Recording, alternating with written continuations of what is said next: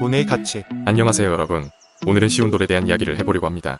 1990년부터 시작된 글은 2000년에 버블닷컴이라는 메모를 발표하면서 과도한 기술 분야 투자에 대해 경고하는 내용을 다루었습니다. 이 메모는 They will take the hard most, A History of Financial Speculation라는 책에서 영감을 받았으며 이후 많은 메모를 발표하게 되는 자극제가 되었습니다. 저자는 The Price of Time, The Real Story of Interest라는 책을 읽은 후 금리와 중앙은행의 행동에 대한 생각을 계속해서 다루고 있습니다. 저자는 금리가 투자자의 행동을 변화시키고 심각한 결과를 초래하는 방향으로 왜곡된다는 사실을 강조하며 금리의 영향에 대해 다양한 관점을 제시합니다. 글은 저금리의 효과와 영향에 대해 다양한 측면에서 설명하고 있습니다. 저금리는 경제를 활성화시키고 기업들에게 비용을 줄여주며 소비자들에게는 돈을 제공하는 역할을 합니다. 또한 저금리는 기회비용을 감소시키고 자산 가격을 상승시킵니다. 그러나 저금리는 위험 감소를 조장하고 잠재적으로 현명하지 못한 투자로 이어질 수 있다는 점도 강조합니다. 글은 저금리 시기에 발생한 신중하지 못한 투자의 몇 가지 예를 제시하고 있습니다. 이를 통해 금리가 낮을 때 투자자들이 어떻게 위험에 빠질 수 있는지 보여줍니다. 글은 장기 국채가 저금리 시기에 자본을 끌어들이는 이유와 만기가 긴 주식에 대한 이야기도 다루고 있습니다. 마지막으로 글은 금리에 대한 논의를 통해 투자자들이 자금을 조달하고 투자를 결정할 때 주의해야 할 점을 강조하고 있습니다. 금리의 변화가 투자 결정에 미치는 영향을 고려하고 위험을 신중하게 평가해야 한다는 점을 강조합니다. 이 글은 쉬운 돈 시기와 저금리의 영향에 대해 깊이 있는 분석과 예시를 제시하고 있습니다. 금리에 대한 이해와 신중한 투자 결정의 중요성을 강조하며 투자자들에게 유용한 정보를 제공합니다. 저금리 환경에서의 투자와 관련된 이슈에 대해 알아보겠습니다. 저금리는 투자자들에게 더 많은 기회를 제공하고 더 높은 수익을 기대할 수 있게 합니다. 저금리 시기에는 금융시장에서의 쉬운 돈의 유익이 많아지고 투자자들은 더 많은 위험을 감수하려고 합니다. 저금리 시기에는 성장주가 다른 주식들보다 더 많이 오르고 하락폭도 큽니다. 이는 2020년 말과 2021년에는 성장주가 상승세를 보였지만 2022년에는 하락세로 전환된 것과 관련이 있습니다. 이러한 상황에서 하이에크의 더 나중에 성과를 거두는 프로젝트라는 말이 주목받는 이유입니다. 투자자들은 저금리 시기에는 높은 수익을 얻기 위해 위험을 감수하고 기회를 놓치지 않으려고 합니다. 저금리 시기에는 더 쉽고 저렴한 자금 조달이 가능해집니다. 이로 인해 사람들은 더 많은 돈을 빌려서 위험한 투자에 참여하게 됩니다. 이는 최악의 대출은 최상의 시기에 이루어진다는 말이 나오게 되는 이유입니다. 저금리 시기에는 자금 조달이 용이해지고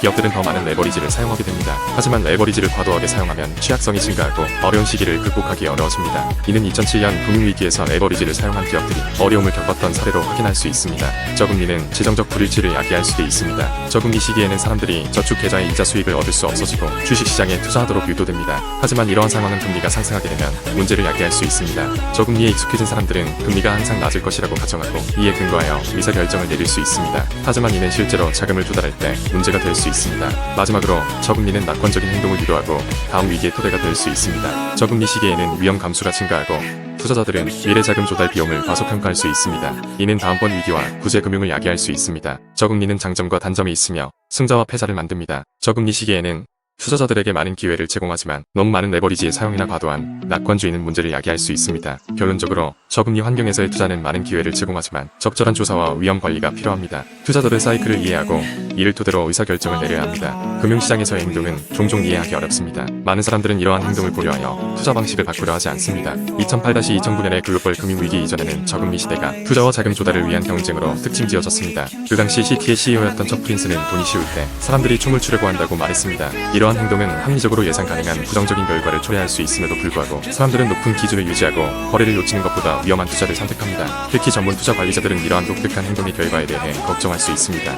규율을 지키기 위해서는 흔치 않은 의지가 필요합니다. 이러한 요인들은 저금리 시대의 신중함을 저해합니다. 현재의 금리는 높지 않습니다. 1969년에는 기준 금리가 평균 8.2%였고 20년 동안 금리는 4%에서 20%까지 다양했습니다. 따라서 현재 5.25에서 5.50% 금리는 정상적이거나 심지어 낮은 편입니다. 연준이 금리를 인하함으로써 경제 성장을 촉진하거나 국가 채무 이자 비용을 줄일 수도 있습니다. 하지만 연준이 어떤 조치를 취할지는 알 수 없습니다. 연준은 수요와 공급이 돈의 가격을 결정하도록 하고 싶을 수도 있지만 지난 25년 동안은 그렇지 않았습니다. 연준은 기준 금리를 다시 한번 경기를 부양하지 않을 만큼 충분히 높게 유지할 수도 있습니다. 연준은 경제가 침체에 빠졌을 때 주로 금리 인하를 통해 경기 부양적 통화 정책을 실시합니다. 따라서 0% 또는 1%의 금리에서는 효과적으로 그런 조치를 취할 수 없습니다. 초저금리 시대로 돌아가지 않을 이유는 쉬운 돈이 더 많은 위험과 어리석은 투자를 유도하며 더 많은 레버리지 사용을 조장하고 자산 가격 거품을 만들고 경제적 승자와 패자를 만들기 때문입니다. 따라서 인플레이션이 2%에 도달하면 금리를 인하하는 것이 인플레이션을 가속화시킬 수 있습니다. 그러나 인플레이션을 2%로 잡은 다음 금리를 유지하는 것이 경제적으로 이점이 있다고 생각합니다. 자연금리는 돈의 수요와 공급을 반영하며